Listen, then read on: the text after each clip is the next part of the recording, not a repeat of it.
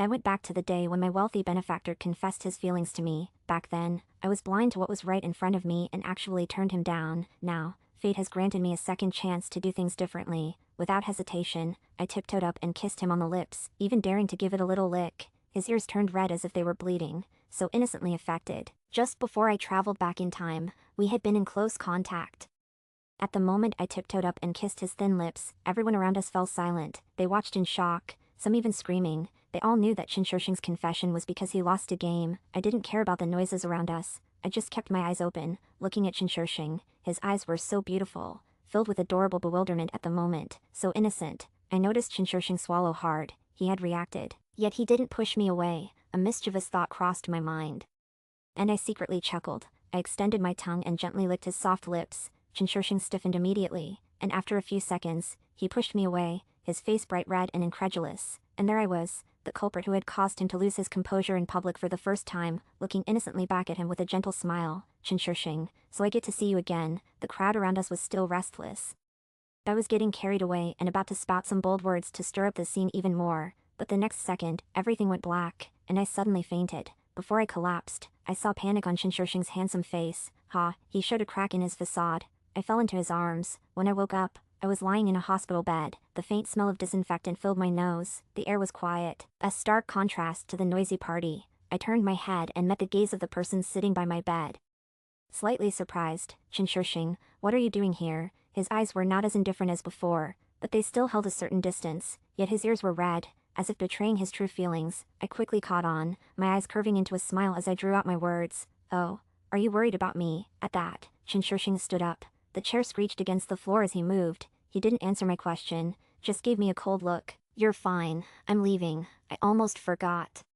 The desirous Shinshouxing at 20 was still like a distant, icy, unattainable flower. Seeing him about to leave, I quickly sat up and grabbed his arm. Wait a minute, what do you mean I'm fine? I don't even know what happened. Shinshouxing turned his head, his gaze falling on my hand, and I quickly let go. His expression cooled, his tone tinged with impatience. All the tests are normal. There's nothing wrong with your body, of course. I knew there was nothing wrong with my body. The fainting was probably a side effect of time traveling, but I needed an excuse to keep him here, so I looked at him with pitiful eyes. But I'm really scared. Shinshouxing pursed his lips, silent for a few seconds, then coldly said, the doctor said it might be due to shock. What? I felt like Shinshouxing was the one who had been more shocked. What shock did I have? After all, I had kissed Shinshouxing's lips countless times before. Why won't you explain? Shinshouxing asked the question but turned his back, not looking at me. Meanwhile, my mind was preoccupied with a different thought. I didn't really listen to his question. How can I stay with him a little longer? Before I came here, I was lying in a hospital bed just like I am now, covered in tubes, an oxygen mask over my face, surrounded by darkness, my mind foggy and feeling pain everywhere. I was wheeled into the operating room time and again, no one waited outside the door when I was awake. Besides the fear of death, I desperately missed Shinshouxing. I just wanted to see him one more time before I died. Please, please. I don't know how long I suffered in the darkness. Then, I suddenly opened my eyes and found myself sitting on a sofa in a private room at a restaurant. Shinshouxing stood before me, his appearance exceptionally striking. His face bore a casual, almost reckless expression, like a spoiled young master. He said he liked me. He asked if I wanted to be his girlfriend. I stared at him, stunned for a full 10 seconds. Someone mockingly laughed. She can't seriously be considering it. Everyone saw the impatience in Shinshouxing's brow. Only I knew he was actually feeling insecure. The seemingly cold and detached young man's heart was actually pounding furiously. I was worried he might not be able to breathe. So, I did something that took his breath away. I silently thanked heaven for giving me this opportunity to see Shinshouxing again. Shinshouxing at 20. Seen by others as cold and ruthless, yet secretly harboring a crush on me. Shinshouxing, my thoughts pulled away from these brief memories. I got off the hospital bed and put on my shoes. Walking up to Shinshouxing, I looked up at him, my eyes clear. Shinshouxing, could you take me in for a while? I want to be with you every minute, every second, because I don't know when I might go back, so let me look at you a little longer, please. Shinshouxing was momentarily stunned, not understanding. I felt my eyes grow teary. Just looking at him made me want to cry. I perfectly played the part of the pitiful, causing a flicker of panic in his eyes. I pretended to sniffle. The dorm conflicts are intense. Someone is bullying me. Sorry, my dear dorm mates. For the sake of a man, I had to play the role of the villainess. Love you all. Kisses. Hearing this, Shinshouxing's brow furrowed, and a slow anger began to rise in his eyes. Seeing his expression worsen, I quickly waved my hands and stuttered, actually, it's because they're jealous I'm too pretty. If my beloved roommates heard this, would they kill me? I thought this ridiculous and foolish excuse would make Shinshoushing realize I was lying, but he didn't. Instead, he clenched his jaw and asked coldly, what did they do? Ha ha ha. So, in your eyes, I am that beautiful. It was already past midnight, and Shinshoushing had stayed with me till this late. Truly a young master who was harsh with words but soft at heart. Stepping into Shinshoushing's private villa where he lived alone, I reached out and turned on the lights. The villa was brightly lit. I had lived here for a long time before, so I was incredibly familiar with the layout. The overly large villa had a decor that was both stark and simple. It was just like its owner. Shinshoushing stood at the door, his deep black eyes staring at me. How did you know where the light switch was? Oh no. I couldn't very well say. I'm too familiar with this place. You almost gave me the house. I had to feign innocence. I just tried feeling around for the switch and found it. He closed the door, changed shoes, and got me a new pair of slippers too, just moments ago. I had barely managed to convince him to let me stay for 2 days. It was almost to the point of tears. Sitting on the sofa, feeling slightly uneasy, I looked around. Many times, Shinshoushing had kissed me breathlessly while holding me, but not on the set of sofas. Shinshoushing brought me a cup of hot water, then he casually sat opposite me. As if he had more to say, I couldn't help but lean a bit closer to him, a smile on my lips, watching him intently, his delicate eyebrows and eyes, his high nose, attractive lips, smooth jawline, and the youthful baseball jacket he wore. Shinshoushing at 20 was just superior. Although the 24-year-old Shinshoushing was equally charming, with added stability and maturity, he always spoke in an indisputable tone. At that moment, Shinshoushing folded his arms, staring at me intently as if trying to see through my thoughts. Linhee, what exactly do you mean? Are you asking why I'm here? Or why I kissed you? Both. I was very calm. Without thinking, I blurted out.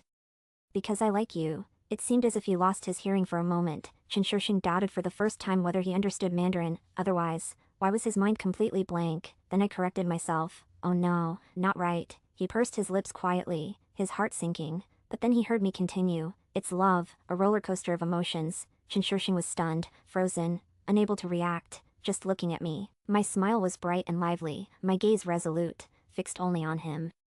Because I love you, Shinshoushing, I love you. My heart had never beaten so intensely. My blood seemed to be boiling. Shinshoushing felt his breathing become hurried. Then he ran away in a panic. For the first time, so spinelessly, he couldn't keep looking at her, afraid he'd be unable to resist pulling her into his arms. Shinshoushing leaned against the door of his room, looking up and exhaling deeply. It was as if he could still hear her crisp laughter directed at his flustered retreat. This was too much. From last night to the early hours of today, everything seemed as unbelievable as a dream. Although Shinshoushing and Linhee had known each other since childhood, their interactions had been pitifully few. The person Linhee always watched was never him. Everyone knew about her girlish crush, and it seemed that he liked her too. They were destined to be happily together. Yet, Shinshoushing had still declared his feelings under the guise of a game, knowing the outcome, yet still uncontrollably hoping, and so, he received a tremendous surprise. He was so surprised that he doubted whether Linhee was really herself. It was as if she had become a completely different person. What did all this mean? Was she playing with his feelings after seeing through his thoughts? Was she betting with someone on when she would conquer him? Shinshoushing felt like he was going crazy. He couldn't stop himself from overthinking, even though he was ecstatic. He inevitably fell into a pit of suspicion and doubt. For the first time, Shinshoushing found himself unable to judge the situation. He knew things couldn't be that simple. Yet he desperately wanted to believe her. He wanted to trust every word, every letter she said. When he came out of the room, Linhee was already asleep on the couch. Shinshoushing draped a clean blanket over her. Her sleeping face was peaceful, her skin fair, and her long, dense eyelashes cast a small shadow under her eyes. Her lips curved in a slight smile. What could be so delightful that she was smiling even in her sleep? Shinshoushing had intended to prepare a guest room for her, but he was stumped by the bedding. He was the only one who lived in this villa. Although a maid came to clean every day, after a moment's thought, he picked her up and carried her upstairs to his own room. Linhee was thin and light, a tiny presence in his arms. After carefully tucking her in, Shinshoushing gazed at her for a while, then gently closed the door. After taking a bath, he went to sleep on the couch. The next day, I woke up with half of my face buried in the pillow, smelling a familiar fragrance, unique to a particular person. The scent often allowed me to sleep soundly. I reached out beside me, but felt no one there. I opened one eye and looked around. There were no signs that anyone had slept next to me. Barefoot, I got out of bed, rubbing my eyes, and walked out of the room. At the bathroom door, I ran into Shinshoushing, who had just finished washing up. Water droplets were still dripping down his smooth jawline. I naturally approached him, grumbling under my breath. Humph, why didn't you sleep with me? I reached out and wrapped my arms around his slim waist, nestling my face against his chest and acting coquettishly. Chin, however, did not hug me back right away. Feeling the stiffness in his body, I looked up, puzzled. Our eyes meeting. His clear eyes showed surprise and bewilderment. After a few seconds, it suddenly hit me. I had traveled through time, acting like this might make Chin think I'm being forward. I quickly let go of him and stepped back, my expression frantic. His lips were pressed into a straight line, and after a long silence, he finally spoke. Lin, what exactly are you playing at? How do I explain this to him? The confession that slipped out yesterday had left me unsure of how to proceed. I always act too impulsively. I've traveled through time, but my mind is still catching up. The current Chin must think I'm very strange. He might even doubt if I'm really myself, suspecting I have ulterior motives. I stuttered. I don't know how to explain this to you. But what I said yesterday was true. This isn't helping at all, is it? It's as if I haven't said anything. Sobbing. I need to write the script and memorize the lines before I approach Chin again.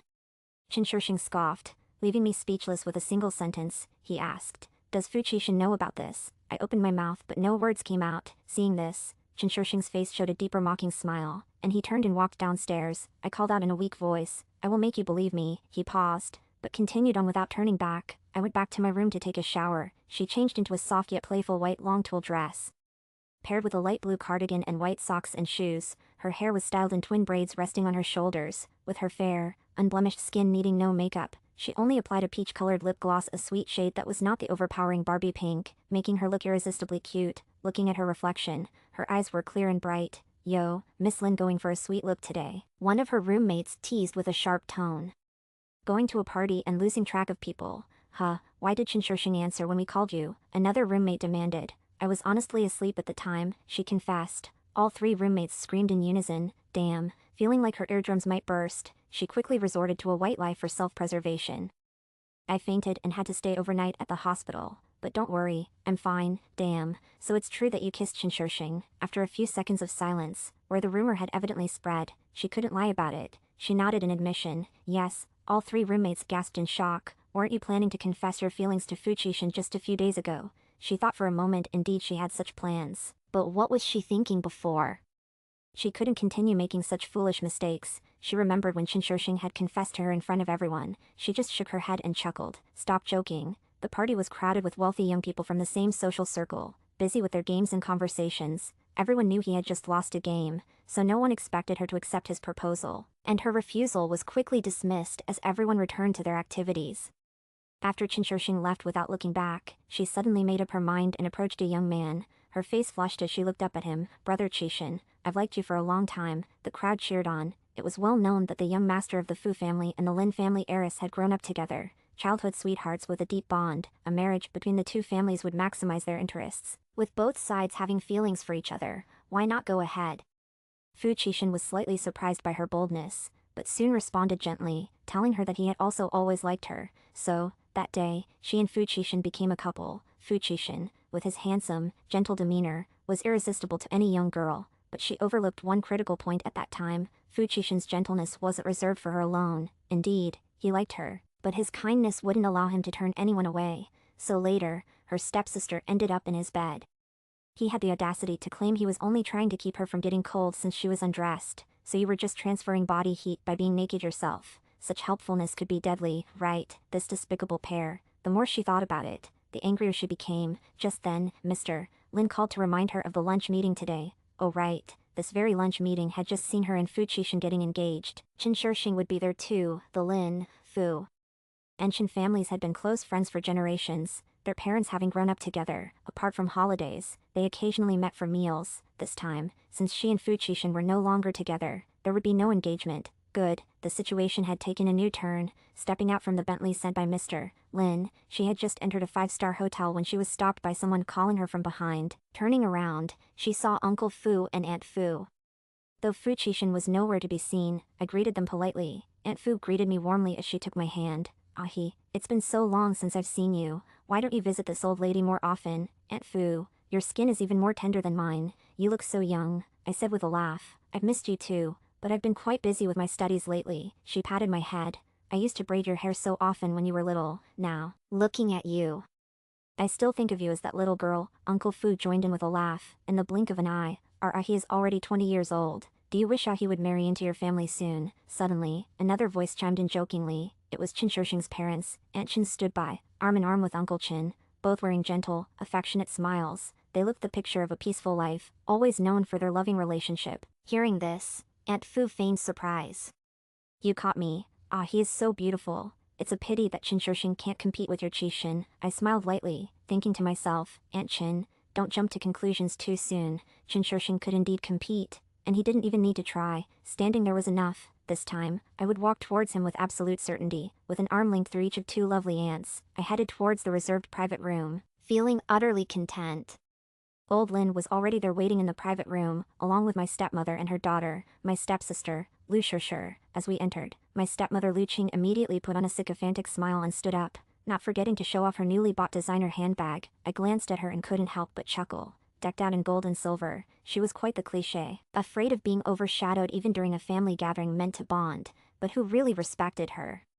She was just a homewrecker who climbed into my dad's bed using her youth. Naturally, I harbored resentment towards old Lin for cheating on my mother when she was pregnant with me and for remarrying so soon after she died in childbirth. However, I can't deny that everything I have is thanks to old Lin. He provided me with the best material life and pampered me into an enviable princess. So, I loved and respected him all the same. Aunt Qin and Aunt Fu never liked Lu Qing and barely hid their disdain, so they merely greeted her politely. When faced with Lu Qing's petty topics, they just responded with smiles, deliberately not engaging. Soon, the uncomfortable expressions on the faces of Lu Qing and Lu Shishir became evident, and they learned to keep quiet. Old Lin, oblivious to their discomfort, immediately started discussing business with Uncle Fu and Uncle Qin as soon as he saw them, unexpectedly. Fu Qixin and Qin Shishing arrived together. Although the three of us grew up together, our relationship with Qin Shishing wasn't particularly close and had grown more distant with age. I used to think it was because Qin Shishing was aloof and didn't want to play with us. Only later did I realize with a chilling clarity that it was actually Fu Qixin who had been leading me to isolate Qin Shishing. He would say that Qin Shishing looked impatient, and we shouldn't bother him. He would say that Qin Shishing was busy practicing piano and studying, so we shouldn't include him in our plans. He would say that Qin Shishing always ignored him, probably because he disliked him. It was all Fu Qixin's doing, and I, obediently following Fu Qixin's words, kept my distance from Qin Shishing. It's not hard to see why Fu Qixin disliked Qin Shishing, despite Fu Qixin being sweet-tongued and likable. Adults often praised the reticent Qin Shishing.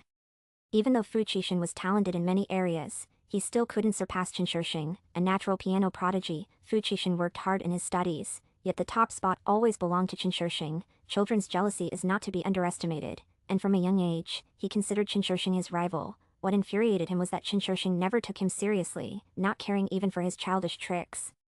Fu Qixin smiled in public, but behind closed doors, he was almost driven mad by jealousy, until he discovered who that indifferent boy, Qin Shishing, was always watching with his deep eyes. It seemed he had finally found his weakness. I sat next to Aunt Fu, and Fu Qixin naturally took the seat next to me on the other side. Fortunately, the dining table was large enough that, even with 10 people seated, there was ample space between them.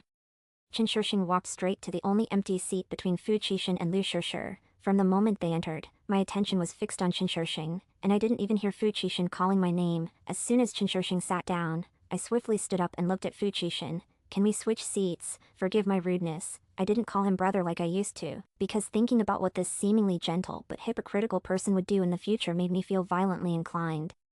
Fu Qixin was indeed stunned, his gaze slightly surprised, but he stood up and switched seats with me nonetheless. Seeing this, Aunt Fu asked in confusion, why did Ahe move over there? I turned my head and caught Qin Shishing's eye, giving him a sly wink, then turned sweetly to Aunt Fu. I wanted to sit next to brother Qin Shishing. My voice was clear and forthright, attracting the attention of everyone at the table. I didn't look at Fu Qixin. Lao Lin was the first to ask with a smile.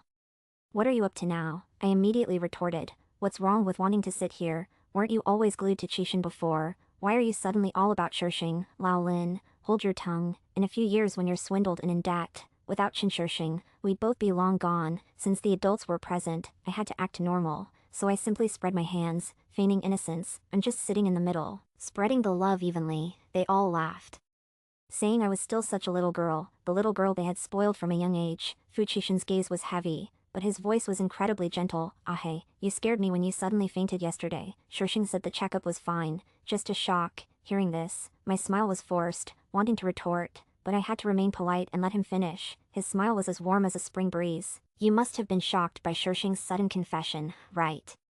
Fu Qixin deliberately didn't mention my kiss with Chen Shishing, nor did he clarify that Chen Shishing's confession was the result of losing a game. Previously, I might not have understood his intentions, but now I see it all too clearly. Fu Qixin wanted me to publicly state that I didn't like Chen Shishing, that I only wanted to be with him. This is something the old me might have done. Fu Qixin knew me too well. Thus he always used me to hurt Chen Shishing. Fu Qixin, what a schemer. The elders were shocked by his words, but it was Aunt Chen who reacted first, her face lighting up. What? Did Chen Shishing finally come to his senses? Chen Shishing remained calm, casually explaining, I lost a game. Aunt Chen's face fell with disappointment, while Uncle Fu and Aunt Fu breathed a sigh of relief. I turned to look at Fu Qixin, a look of grievance on my face. Brother Qixin, you care so much about me. Why weren't you there when I woke up, instead? It was Chen Shishing who stayed by my side until midnight. Fu Qixin's smile stiffened as he explained, No, Ahe, I was there too, but something came up last minute, so I had to leave early. Oh, I see, I realized, nodding in understanding, giving him a way to save face. Ahe's safety is more important than anything, Aunt Fu scolded. You guys should have informed us immediately. Thankfully, Ahe was fine. Soon, the meal was served, and everyone chatted while eating. The atmosphere warm and harmonious as the topic of conversation shifted continuously. Then, someone brought up the engagement of the only son of the Su Corporation that had occurred not long ago. Despite being of similar age, he was engaged and preparing to step into marriage, whereas none of us had even been in a relationship. We've always supported free love, you know. Don't keep it a secret from us if you start dating someone. Look at the Su family's kid.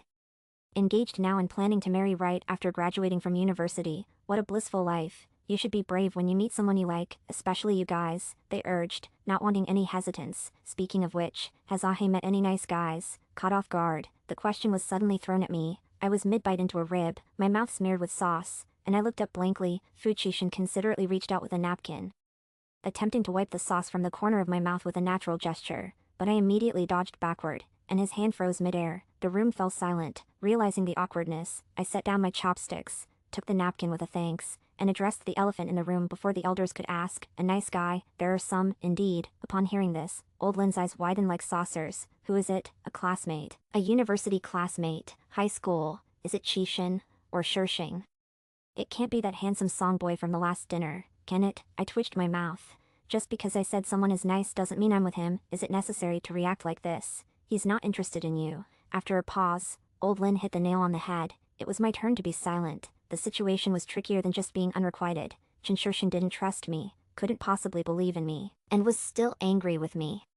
And only now did I start to notice Fu Qixin's little actions. How much must I have hurt Chen Shishing in the past, anyway? I must not repeat the same mistakes, anyway. I suddenly raised my voice, bravely declaring, I do have someone I like, and I've confessed to him. Old Lin became anxious. Who is it then? Everyone else looked curious too. I turned to look at Chen Shishing, our eyes meeting unexpectedly. His eyes were deep, hiding emotions I couldn't understand, his face expressionless. I suddenly realized, I couldn't be impulsive. After hesitating, my voice softened. Let's wait until I've won him over before I tell you. Then, Lu Qing chuckled. Who else does our Miss Lin need to chase? Someone from a better family than ours. I was left speechless, managing only a strained smile. Why do you care so much when you like someone? After a brief pause, I feigned a sudden realization. Oh, I almost forgot, Aunt Lu. You're the best at weighing pros and cons, aren't you? Aunt Lu's face fell instantly, but she dared not say anything more. I didn't care at all. After greeting everyone, I stood up and left the private room, heading towards the restroom. I patted my chest and sighed in relief. It was a good thing I held back. If I had blurted out Chen Shishing's name just then, I wouldn't have been able to control the situation. I need to take it slow.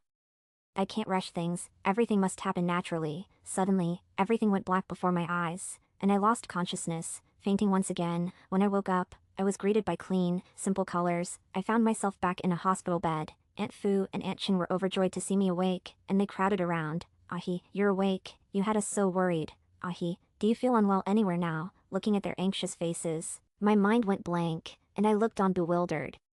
My brain seemed to become more useless by the day, as a bizarre array of images flooded my vision. Who was the person I wanted to see, struggling in the darkness, constantly fighting my restraints? Who was it for? Chen Shishing. His tall figure flashed through my mind, and with a hoarse voice, I began to cry out, Chen Shishing, where is Chen Shishing? They all looked stunned, while I continued to cry and repeat Chen Shishing's name, louder and louder. During that time, as I lay in the hospital bed, I saw only two colors, stark white and pitch black. In those unbearable days, I fought so hard to live just for another glimpse of him. Aunt Chen finally snapped out of it and immediately went out to call someone. Soon, the door opened again. I jumped out of bed and ran barefoot towards it. Fuchishin walked ahead, extending his hands which I ignored. My gaze fixed as I followed him. I threw myself into Chinshurshing's arms, clinging tightly to his waist, sobbing breathlessly. His arms hung in midair.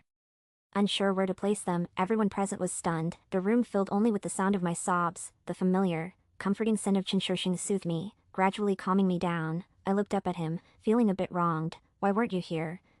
Why weren't you here when I woke up? I buried my head in his chest again, crying, hold me. After a long silence, Chinshurshing sighed softly, conceited, and wrapped his arms around me, comforting me in a low voice. It's my fault.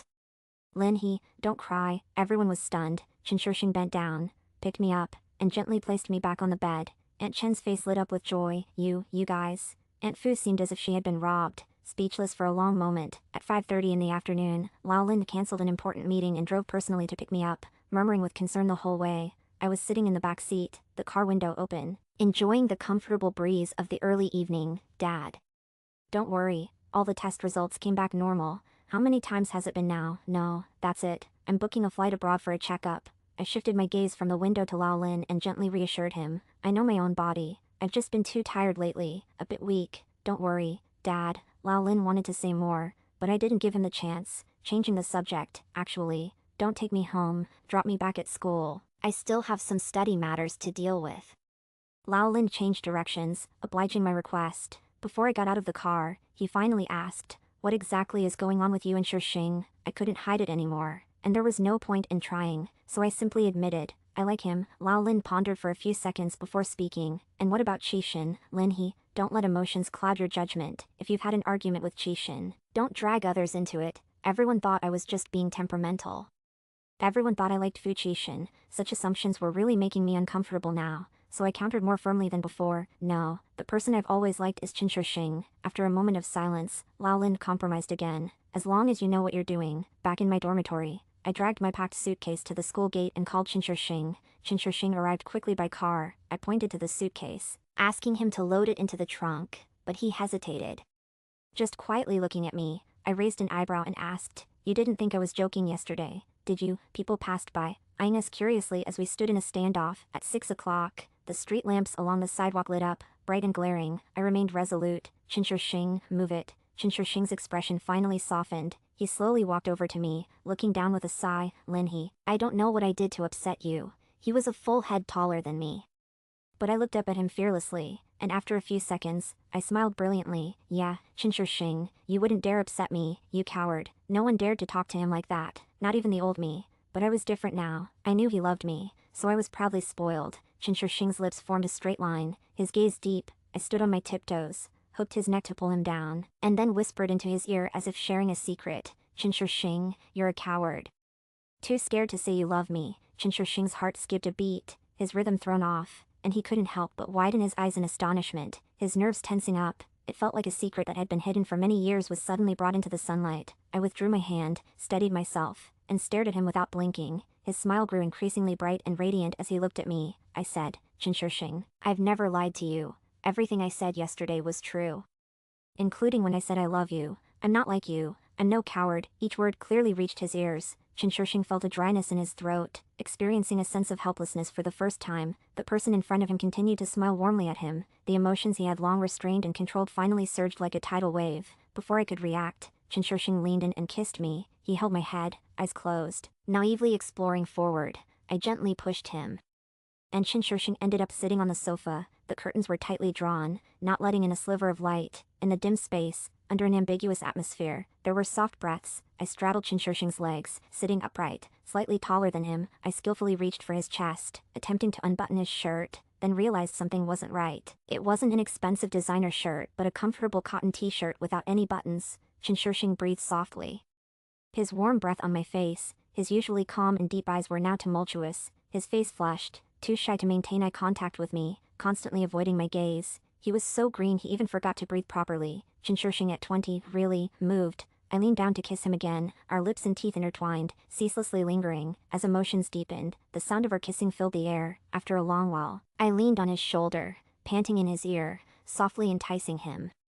Chinshurshing, be good. Take off your clothes. After speaking, my hand slid under his shirt, touching his abs, but suddenly, Chinshurshing grabbed my hand. I looked up at him, puzzled. What? He has abs and I can't touch them. He looked at me for a long moment, unable to speak. Then he covered my eyes with his hand, pressing my head into his chest. Chinshurshing's voice was low and husky, his breath brushing past my ear. It's too fast. I was momentarily stunned, then couldn't help but laugh. Chinshurshing at 20, such strong self-control. After all, Chinshurshing at 24 didn't have much self-control. Or he wouldn't have ended up as my sugar daddy. My laughter grew louder, bending forward and back. Chinshurshing cursed softly and suddenly picked me up, placing me on the sofa. Then he fled to the bathroom as if escaping. I collapsed in laughter on the sofa. Indeed, Chinshurshing is someone you could fall in love with at any age. That night, no matter how much I coaxed, Chinshurshing refused to share the bed with me. So I had no choice but to sneak into his bed in the middle of the night. I had no bad intentions. I just wanted to sleep holding him. That would make me feel utterly safe. But in the middle of the night, I couldn't open his bedroom door. Damn coward. Locked the door. At this moment, the progress has been unexpectedly swift. In just 2 days, I've made significant breakthroughs with Chinshurshing. I can't help but proclaim that true love is invincible.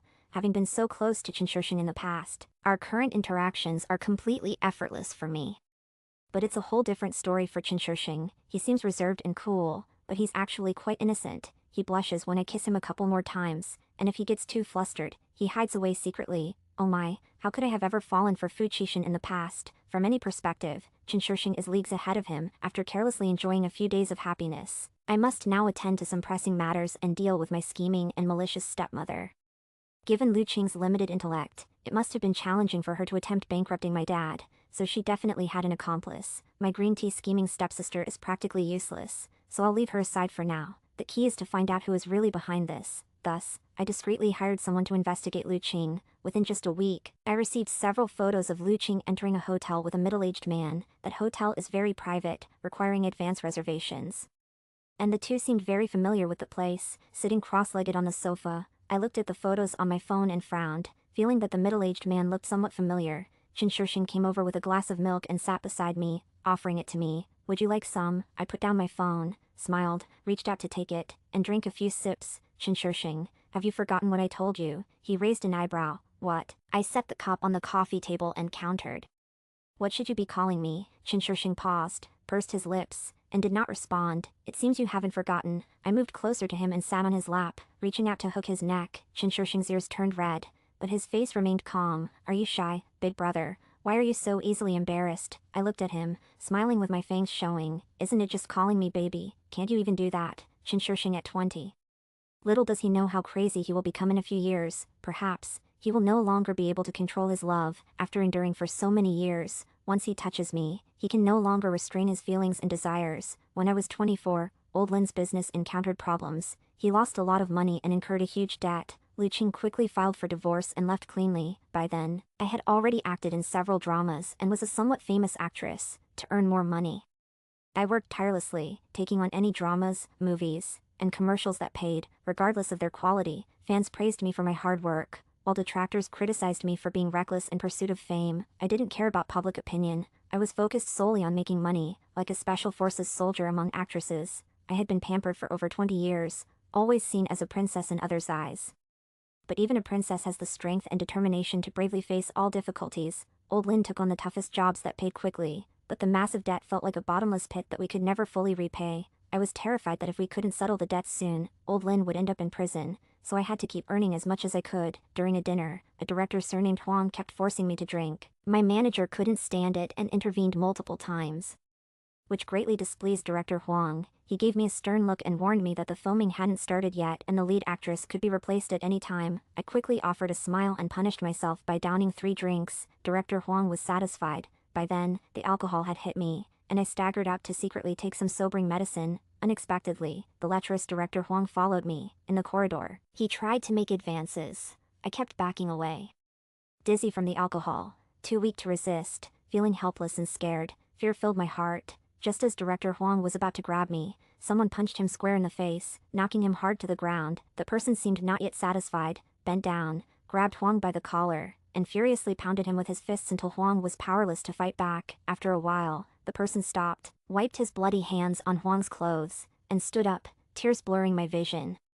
I looked up at him. Chinshurshing. Chinshurshing took off his suit jacket, draped it over my shoulders, his handsome eyes coldly gazing at me as he extended his hand. He asked me, do you want to come with me? Looking at this brother who had grown up with me, I lowered my eyes and nodded. Yes. Wearing high heels, dizzy, I staggered and couldn't walk fast. Shinsheng scooped me up and walked forward smoothly. I leaned against his chest, hearing him say, Lin he. You only have the right to choose the beginning, not the end, understand? Shinsheng had taken over his family's company early, after old Mr. Lin ran into trouble. He helped a lot, but Mr. Lin steadfastly refused to take his money. When I handed the money to Mr. Lin, he was stunned for a long time, then asked me, Lin he, where did this money come from? I didn't steal or rob, I earned it myself. Mr. Lin trembled with anger, threw the bank card on the ground, and yelled at me for the first time, where did you get so much money, Lin he, you? Saying this, Mr. Lin turned his back, his shoulders trembling slightly. The tall figure I had looked up to all my life suddenly seemed aged. The father who had been my whole sky also had his vulnerable moments. Ahi, your dad is sorry. It's all my fault. My nose was sore, my eyes painfully stinging.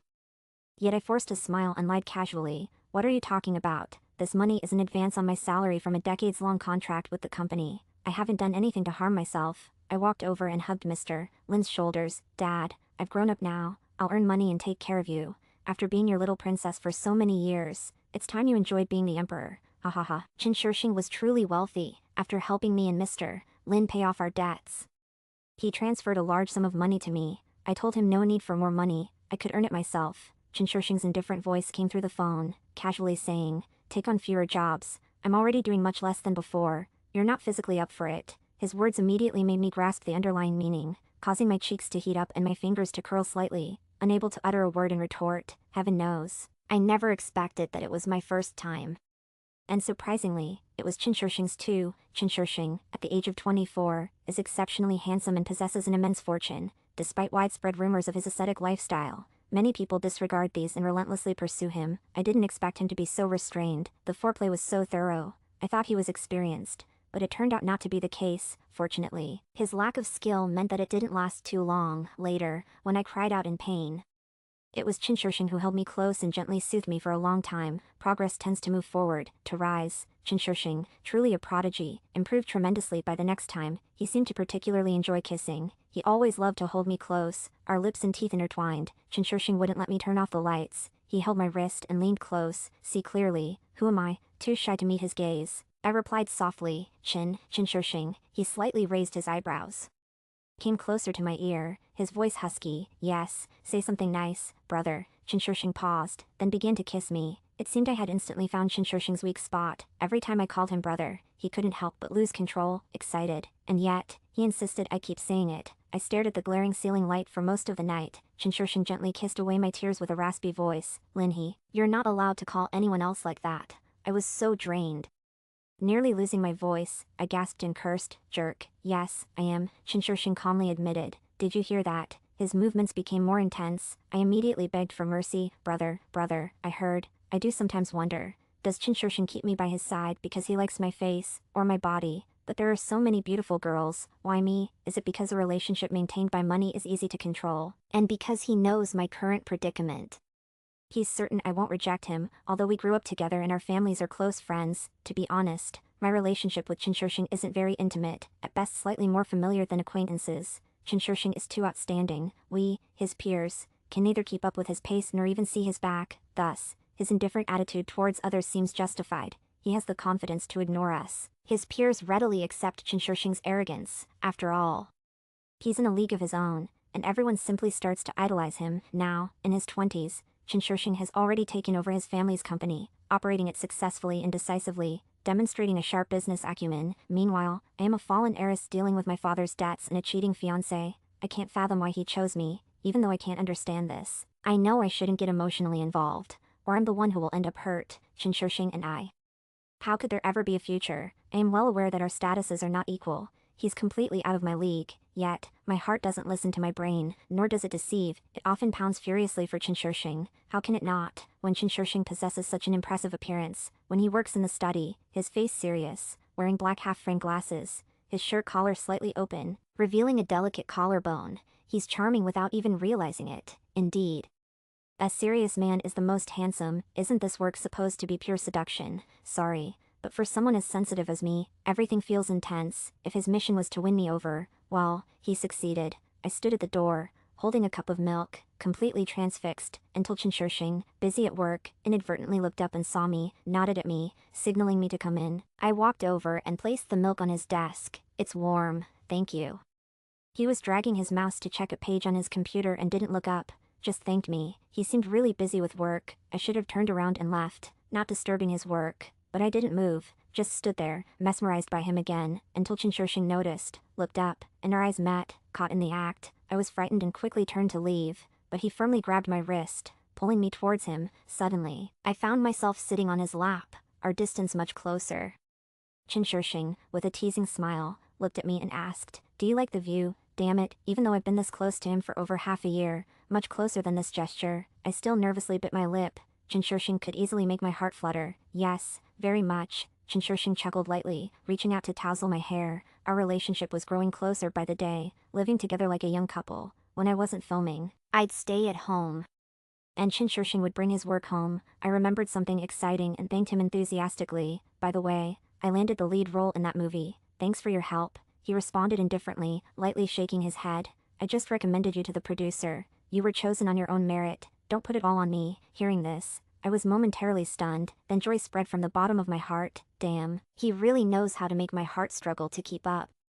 Chen suddenly said, "Ah hey, help me take off my glasses." If it were anyone else, I'd retort, "Don't you have hands?" But facing his handsome face, I obediently reached out and took off his glasses. Before I could properly set down the glasses in my hand, Chen pulled me into a kiss. After kissing for a while, Chen suddenly cleared the middle of the desk with a sweep of his arm and lifted me to sit on it. In such a formal place as the study.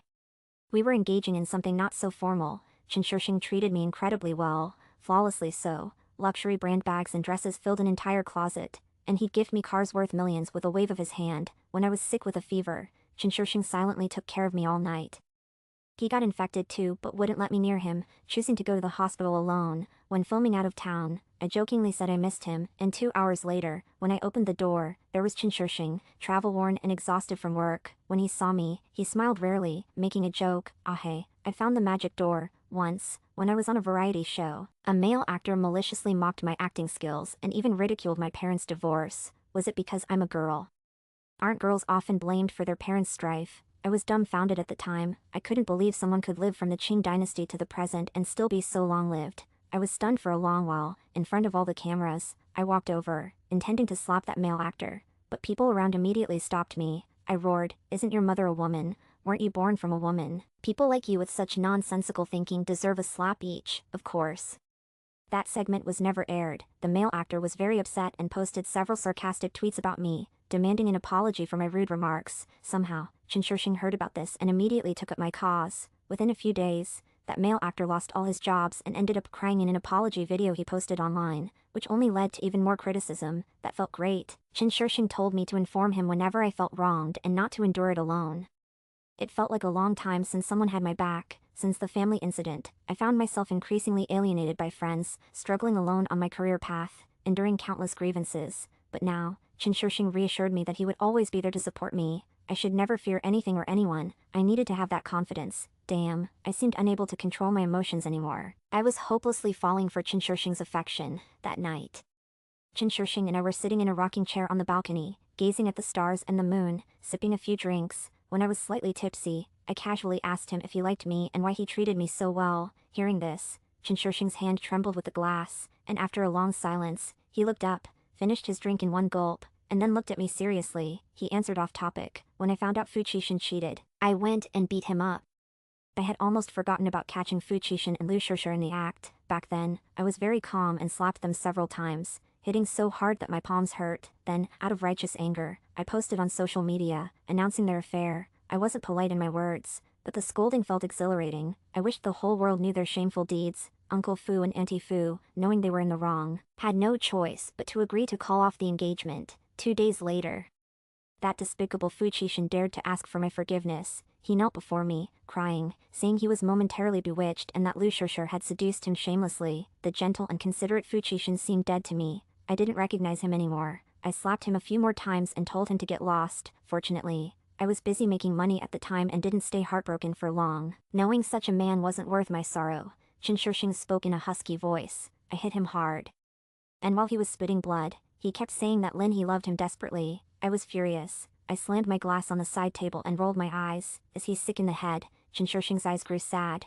and after a few seconds, he continued. Fuchishin said you were still willing to marry him. I beat him to a pulp, and 3 or 4 people couldn't stop me. I felt like I had gone mad at that moment. Auntie Fu cried. And only then did I stop. I just want to cry too. I froze.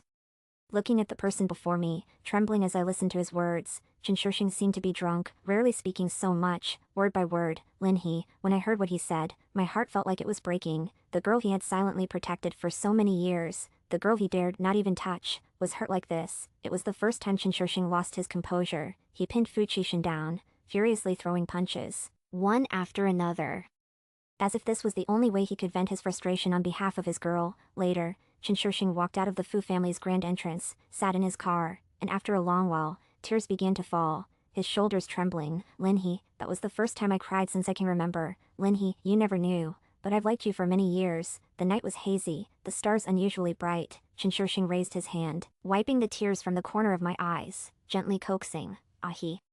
Don't cry, forgive me for only daring to approach you through such despicable means. If you ask me now whether I like you or not, yes. And it's not just liking you, Lin He, I love you. My tears were unstoppable. No matter how much I wiped them away, I burrowed into Chinshurshing's arms, crying until my whole body shook. So it turns out that Chinshurshing has always loved me, his love cautious and silent, on many days unknown to me. He was always there protecting me, solving troubles and problems for me, that proud man, watching the girl he loves running towards other boys time and again. He thought many times, it didn't matter, as long as Lin He was happy. It turns out that Chinshurshing, this aloof and cool god of pure love, had been harboring a secret crush for so long. Later, when I pestered him relentlessly, he finally shyly talked about why he liked me. It's hard to describe specifically, but I like everything about you, whatever you do.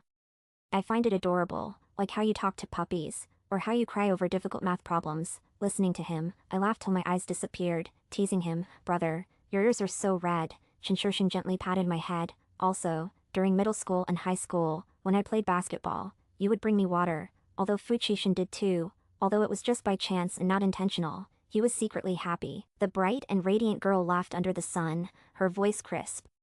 Be careful, Shurshing, don't get hurt. Everyone else was cheering, but she said not to get hurt. Her casual act was something Chinshurshing remembered for many years. I never imagined that Chinshurshing and I would actually fall in love, 100 times happier than before, because I often express my love, and he no longer hides his feelings. I took on a movie role, the last part of which had to be shot deep in the mountains and forests. I stayed there for 2 weeks with barely any cell signal, only able to contact Chinshurshing occasionally. He has been very busy with work recently. I thought, perhaps it's better for him if I don't bother him. After the film wrapped up, I didn't even attend the wrap party and went back to the home I shared with Chinshurshing, hoping to surprise him. However, I waited at home until 11 o'clock, and Chinshurshing still hadn't returned. Just when I was starting to wonder, I received a few photos from an unknown number. Opening them, I was stunned for a moment. The photos were of Chinshurshing and another woman, clearly taken secretly. In the photos, Chinshurshing and the woman were in a parking lot, walking step by step towards a private car, seemingly enjoying each other's company.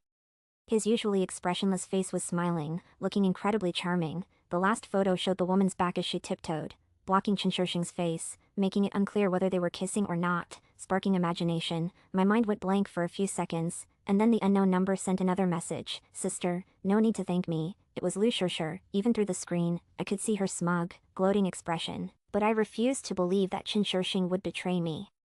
I just couldn't. Taking a few deep breaths, I called Chinshurshing, and he answered quickly, his voice cheerful. Ahi, got a signal. Yes. Chinshurshing, where are you now? There was a brief silence before Chinshurshing replied. I'm at work, I repeated. Where are you? Ahi, what's wrong? Do you miss me? Chinshurshing seemed to sense something was off and quickly added, if you miss me, I can come see you tomorrow. Okay. My hand trembled as I held the phone, nearly losing my rationality, feeling that his evasive answers indicated guilt, so I raised my voice. I'm asking where you are. Who are you with?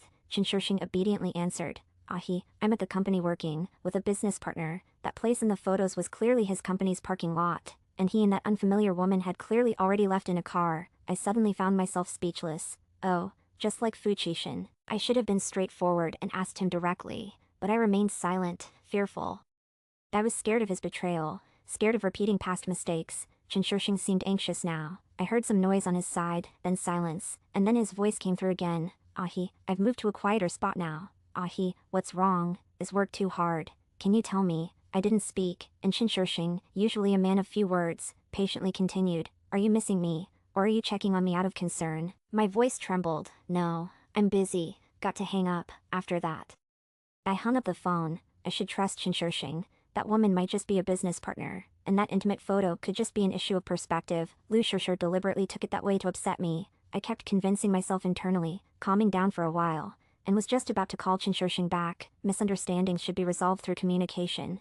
But then Lu Shishir sent 2 more photos, taken from the same sneaky angle, at the same place, featuring the same 2 people. The woman was dressed in a white dress, her waist cinched with a black jacket, while Shinsheng stood to the side, wearing only a white shirt. No matter how you looked at it, that jacket seemed like it belonged to him. Lu Shishir said, "Sister, this was from yesterday." I didn't believe it. I needed Shinsheng to admit it himself before I would believe it, but tears blurred my vision, making it impossible to see the phone screen clearly. After a long while, I angrily threw my phone, and the screen shattered into pieces. What was there to ask? Shinsheng, being such a clean freak, never let anyone besides me touch his things. I can't remember how long I cried. My eyes hurt so much. It was 2 a.m., and Shinsheng still hadn't come home. Fortunately, I hadn't unpacked the suitcase I dragged back from the film set. I just grabbed it and headed straight for the airport. There was a holiday coming up, so I decided to just go on a trip on a whim. On the plane, I slept twice, and when I arrived at a seaside city, it was really inconvenient without a phone. But I didn't buy one. I spent my days in the hotel eating and sleeping. It wasn't until the 3rd day that I remembered I was supposed to be on vacation, so I visited a few tourist spots. I didn't enjoy it much, afraid of being recognized. I covered up thoroughly. After much hesitation, I bought a new phone and got a new SIM card. When I turned on the phone, I found many messages from Shinsheng. Oh, I had forgotten to clean up the broken phone, which led him to discover traces of my return home. Shinsheng had said so much. Thankfully, I patiently read through it all and realized a huge misunderstanding had occurred. I really had misunderstood him. The next day, after Shinsheng came home, he managed to turn on my broken phone and saw those photos. That broken phone really did well, despite its cracked screen.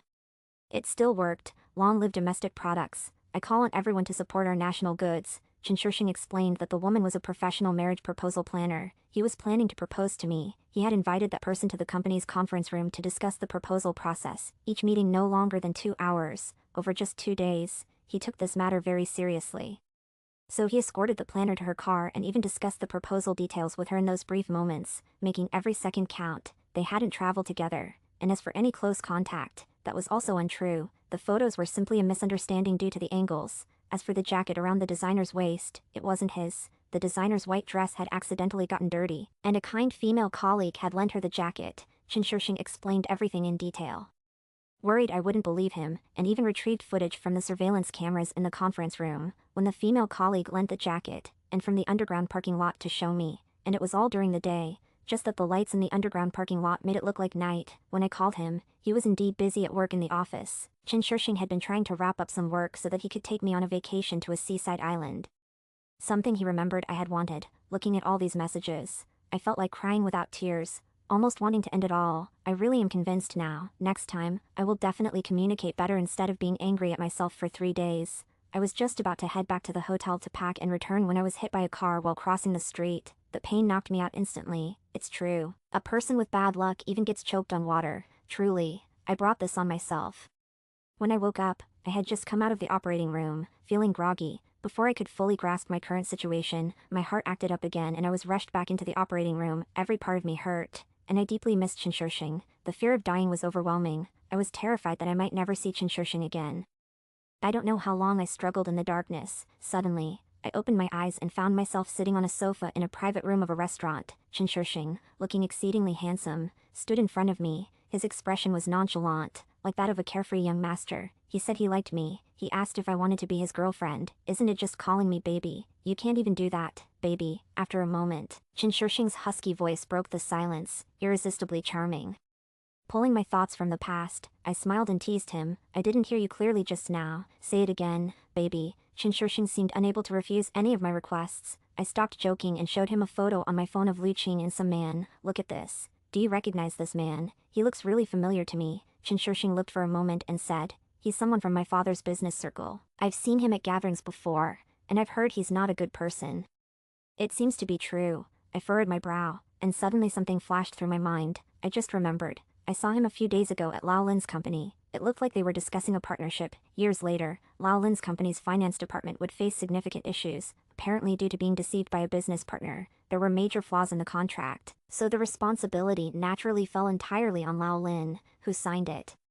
Realizing the seriousness of the matter, I immediately stood up to call Lao Lin. Perhaps he was busy. He didn't answer, which made me pace back and forth anxiously. Unable to watch this any longer, Chen Shixing came over and pulled me into an embrace, comforting me. Don't worry, if we can't reach him by phone, we'll go there right now. I looked up at Chen Shixing, about to respond, when suddenly everything went black, and I collapsed into his arms. When I woke up, I had been lying down for so long that my body felt uncomfortable. I sat up with a frown and suddenly remembered the matter. Quickly reaching for my phone on the nightstand, I turned it on, and was stunned. I had been unconscious for 2 whole days. Damn, I really hope I'm not going to die. Or is it back to a few years later? As I was panicking, the door to the room opened, and Chen Shixing walked in with a lunchbox. Seeing that I was awake, his eyes brightened. "Ahi, you're awake.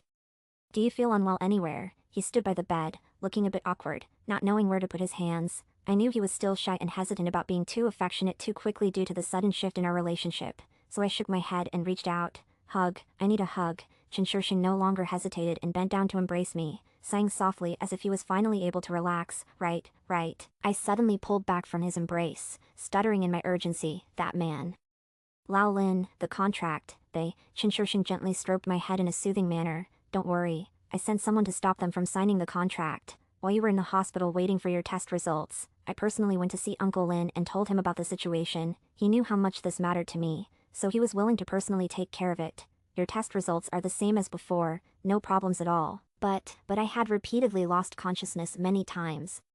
Each time longer than the last, this time for 2 whole days. I flashed him a bright smile and praised him. Leaving things in Chen Shixing's hands was definitely the right choice. Our Chen Shixing is the best. He understands me the most. Of course my body is fine, just a bit weak. I'll just need to nourish myself more. Don't worry, now, Lao Lin will definitely divorce that Lu Qing. Ha. Chen Shixing frowned slightly. How could he not worry?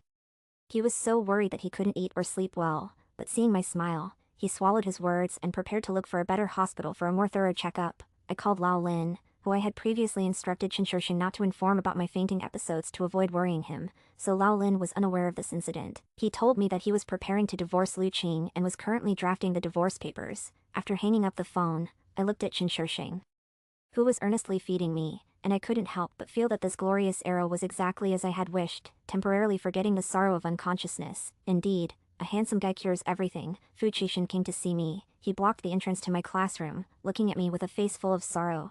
"Hey, I really miss you." He couldn't understand why I had suddenly changed, not only showing him a cold face but also refusing to meet and even blocking all his contact methods. He had no idea what he had done wrong. Holding a few books, I said expressionlessly, "Excuse me, Hey, what did I do wrong? Can you tell me, please?" It seemed he wouldn't leave me alone without a clear explanation, so I coldly said, "I just don't like seeing you. Can you not appear in front of me?" Fu Qixin was visibly shaken, seemingly not expecting such words from me, and was stunned for a moment. Hey. After a pause, I added, "By the way, I'm with Chen Shixing now. You should know, right? We are very close and might even get engaged soon. Wish us happiness." I did it partly to stand up for Chen Shixing. Hearing this, Fu Qixin's expression changed repeatedly. He remembered the last time they met at the hotel entrance, where he bragged about his close relationship with Lin He, almost ready to make it official. But now, they were about to get engaged. Was he really the clown here? Fu Qixin involuntarily clenched his fist at his side. He admitted that he often used Lin He to provoke Chen Shixing because he realized that Chen Shixing liked Lin He, but his feelings for Lin He were genuine. He truly liked her, even if he had used her without her knowledge. He hadn't hurt her. I walked past him, hoping this would be the last of his annoyances, but just a few steps away, he grabbed my wrist, and I immediately shook it off. "Fu Qixin, what do you want?" Fu Qixin held onto my arm tightly, not letting me go. Looking intently at me as if searching for a lie. "Lin He, you're lying to me, aren't you? Are you just angry that I haven't confessed my feelings? We've always liked each other, right? Where does this delusional man come from? Can he just not?" But it's not surprising he's acting so desperately. From his perspective, it seemed like one moment the girl was shyly smiling at him, and the next, telling him to get lost. Hey, I like you. Can't we be together? Please don't be mad, okay? I know you must be lying to me. You and Chen Shixing must have planned this together, right? Or did Chen Shixing deceive you? You mustn't believe a word Chen Shixing says. He's always disliked us and never wanted to play with us. Why would you choose to be with him now? I couldn't break free from his grip. and the books I was holding scattered on the ground, attracting the attention of many around us. I screamed out loud, cutting off his words. If it's about going crazy, well, I've lived longer than him. I don't believe I can out-crazy him. Fuchishin. Are you out of your mind, spouting all this nonsense? This degree of delusion really opens my eyes. Who I am with is my choice. Does your family own the sea that you're so overbearing? I was about to continue, but suddenly Fuchishin was knocked to the ground with a punch. I turned my head and saw Chinshurshin with a stern face, and for a moment, I was dazed. He seemed to slowly merge with the man who would save me years later. He would always rescue me from danger. Of this, I had no doubt. After all, this was at school, and I was worried that any further conflicts between them would affect their studies, so I took Chinshurshin by the hand and left. Before we left, of course, I had to flaunt our interlocked hands in front of Fuchishin. Chinshurshin was silent the whole way, just letting me lead him by the hand. I chattered nonstop on the side, talking endlessly. I was used to him not speaking, just silently listening, knowing that he was bothered by what had just happened. He felt insecure because the long-awaited affection had come so suddenly and unexpectedly. Chinshurshin couldn't believe his good fortune, yet he found himself unable to refuse it. When we got home, I threw myself into Chinshurshin's arms, letting him lift me up. It's better at home, where I can hug and kiss Chinshurshin all I want. Come on, give me a kiss to cheer things up. After a lot of warm and affectionate time, I looked at Chinshurshin, who finally managed to smile, but given the current circumstances, the more I think about it, the less at ease I feel, seemingly noticing my prolonged silence. Chinshurshin shifted his gaze from the television to my face and quietly asked what was wrong. I shook my head and closed my eyes to kiss his lips. Once I touched on the inner unease, the feeling grew stronger, and the issues I had been pondering kept reappearing in my mind. Sure enough, not long afterward, I passed out again. This time I was unconscious for a whole 10 days. My physical examination was still normal, but I just couldn't wake up, and this kind of case had never been seen before. With such a long time, it was impossible to keep it from old Lin, who cried several times beside my hospital bed. In the still of the night, Chinshurshin would also hold my hand and secretly shed tears, then chatter on and on just like I did. When I finally woke up, everyone was overjoyed to tears, but my expression was indifferent. I insisted on not staying in the hospital any longer and wanted to go home. Chinshurshin kept holding my hand, unwilling to let go. I gave him a reassuring smile, but my face was expressionless when he couldn't see it. I sat up alone until dawn. I thought to myself for a long time. In the end, I packed my things into a suitcase, ready to leave. Chinshurshin just came out of the room and saw this scene. He walked up and asked where I was going. I didn't hide it anymore, unable to muster a smile, just said, "I'm moving out." He was silent for a while, then asked, "Why, so suddenly?" I lowered my eyes, pursed my lips, my fingertips turning white as they clutched the suitcase, but soon I looked up and said softly, "I don't want to live here anymore." Why? It wasn't like him to ask so many questions one after another. There's no particular reason. I paused, steeled my heart, and said, "Chinshurshin, let's break up." Chinshurshin seemed unfazed by the surprise. He said, "Seeing you like this, I already had my suspicions. Linhee, you come and go as you please." I smiled and replied, "Yes. I come and go as I please. I've always been willful like that." Chinshurshin grabbed my wrist, pulling me into the room, and was about to close the door when he froze upon hearing my light-hearted words. "Chinshurshin, aren't you being childish? Do you really think you can keep me here? We're only on the second floor. I won't die if I jump from the balcony." Chinshurshin forcefully pushed the door open. It slammed against the wall with a loud noise, and he strode towards me. Standing right in front of me, my expression was calm as I looked up at him, but I was taken aback for a moment. His eyes were red. Chinshurshin said that if I had any intentions from the start, I should have just told him directly. He would have fulfilled my wishes, and there was no need for me to go to such lengths only to leave him afterward. "Linhee, what exactly do you want? What made you put on this act? You played it so well." He was almost convinced. Why stop all of a sudden? My hand clenched into a fist, my fingernails digging deep into my flesh, causing severe pain in my palm, yet my heart felt no pain. I flashed a mischievous smile, showing my canines, and looked at him, feigning nonchalance. I wanted to know what it feels like to toy with someone's emotions, especially someone as esteemed as you. Others are boring, but seducing a prized catch like you is interesting. Seeing someone as proud as you, who has never faced setbacks from childhood, bow down to me is just too thrilling. Haha, Chinshurshin, you can't be serious, right? So gullible to believe whatever I say. Chinshurshin stared at me intently, standing there for a long time, so long that I almost couldn't keep up the act, almost breaking down crying and throwing myself into his arms. He finally turned and left without a word. I also turned away, wiping away the tears that almost instantly fell. I heard it. During the 10 days I was unconscious, in the dead of night. Chinshurshin holding my hand, his low, hoarse voice saying all those words. I heard them. He said he really liked me, that he had liked me for a very long time, but he was afraid to let me know. He believed that I truly liked him too, and that made him very happy every day. He said he really wanted to kiss me, to hold me, urging me to wake up soon as he was worried sick. In the darkness, I listened to his words, wanting to cry, wanting to respond, but I couldn't move. My eyelids felt as heavy as if they weighed 1,000 pounds and wouldn't lift. Previously, being unconscious was like sleeping. I wasn't conscious like this time. Compared to always believing I had time traveled, now I'm more inclined to think I've been reborn into the year I turned 20. I probably died in the hospital, unable to return to the future, so I guess if I fall unconscious again, I might never wake up. In other words, it was as if I had died, since I was going to die anyway. I felt I had to consider what would happen to Chen. I couldn't bear the thought of him being all alone in this world. I've mentioned before how much Chen loves me. He's very stubborn. He might just wait for me forever, but if I say something hurtful like this, maybe it will push him away. Chen, please go love someone else, I beg you. I don't want to see you lonely in the future. I would hate myself for that. I didn't go back to my own home to stay, although Li Qing and Li Shishir were no longer there, which was a relief. If I had gone back, Mr. Lin would surely nag me about my health issues. I didn't want to worry him. It's better to avoid additional problems. So I decided to stay at a hotel. I had planned to adjust my mood.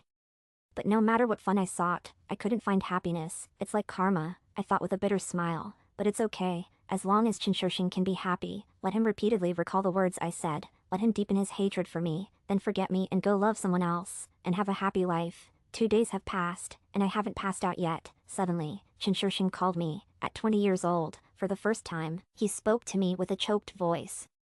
It was just like how he would confess to me in the future. My defenses were nearly crumbling. Chen asked me, "Is it true that you can't take cephalosporins after drinking alcohol?" I was stunned for 2 seconds. "Did you take cephalosporins after drinking?" "No, I took it before drinking." "You need to go to the hospital." "No." Chen, are you trying to kill yourself? I won't go unless you come to see me." I rushed to his house and saw him sitting on the floor, leaning against the sofa, surrounded by empty bottles. I squatted down. Chen, how much cephalosporin did you take? Exactly when? You're still drinking. If you drink more, don't push me to slap you. Chen, slightly tipsy, had a blush on his pale face and foolishly smiled at me. I was lying. I didn't take any. I turned to leave, but he grabbed my wrist and pulled me into his arms. "It took so much to trick you into coming here. You're not leaving now, Chen. You're shameless." "Yeah, I am." Chen was strong, and I couldn't break free, so I prepared to start mocking him, hoping to wake him up with a few harsh words, hoping to drive him away forever. But before I could speak, he leaned close to my ear, no longer able to maintain his forced smile, and said, "Linhee, even if you were deceiving me, can you keep deceiving me? Please, even if it's a deception, take some responsibility and keep it going." Chen gave a bitter smile. "I'm bowing my head to you, letting you deceive me. Can you keep deceiving me? Whatever you want, I'll give it to you. Linhee, don't leave me." His eyes were profound, the corners tinged with red, making me unable to look any longer. I averted my gaze, my heart pounding like thunder. What should I do? I'm almost swayed. "Stop looking at me like that. It makes my heart soften." "Linhee, your heart is so cruel. To simply cast me away like that." Chen reached out, holding me tightly, tears endlessly falling as he spoke in a drunken haze, repeating those words over and over. What he said the most was, "Can you keep deceiving me? Please." "No. I don't have much life left. I can't afford to do wrong anymore. What if I can't reincarnate smoothly after death? If we can't be together in the next life, I would be very sad." Chen, in our next life, let's be together, okay? 23. This year marks the 4th year Lin he has been lying in a hospital bed. That night, after Chen sobered up from his drunkenness, he found Lin he had slipped into a coma and immediately called the driver to take them to the hospital. Lin he was placed in a private hospital room, where she lay for 4 years. Chen had thought she would wake up like before, but she never did. Her face was calm, as if she was merely sleeping. Time is endless, but life is not, and Chen often feared that she might never wake up. Fortunately, her heart was still beating normally, and a full body checkup showed no problems. Over these years, the place Chen visited the most was the hospital. Sitting there all afternoon, all night long, he could never get enough of looking at Linhee. He had forgotten all the hurtful things she had said to him. Chen only remembered the good about her bright smile, her sparkling eyes, and the 2 canine teeth that showed when she laughed. Chen became as talkative as her, telling her lots of things about the blooming flowers in spring, the first snow in winter, about his daily life and work, about the silly things he saw her do when they were kids. He spoke of his longing for her and the love he had once kept unspoken. Chen parents understood his feelings, but no one urged him to give up. No one suggested he find another girl to marry and have children with. They said, he will wake up soon." Chen smiled gently, his eyes curving, much like the person he spoke of, Yes, if she wakes up now, I can take her to that little island she always wanted to visit, to enjoy the sea breeze where it's neither too cold nor too hot. Chinchushing reached out to hold Linny's hand, hoping to transfer the warmth of his palm to her. Ahi, I told Uncle Lin that I want to marry you. He said it depends on what you think. What are your thoughts? Maybe you could tell me in a dream. You're so heartless, never once appearing in my dreams. Ahi. You really love to sleep. It was a day when spring was in bloom, and as Chinchushing was on his way to the hospital, he saw flowers beautifully and vigorously blooming along the way. He pushed open the door, and when he saw the seated figure, he was stunned, dropping the big bunch of white roses he was holding, making a noise. That person looked over, smiling with curving eyes, her voice clear. Chinchushing, long time no see. I won't oversleep anymore. When will you take me to that seaside island to enjoy the breeze?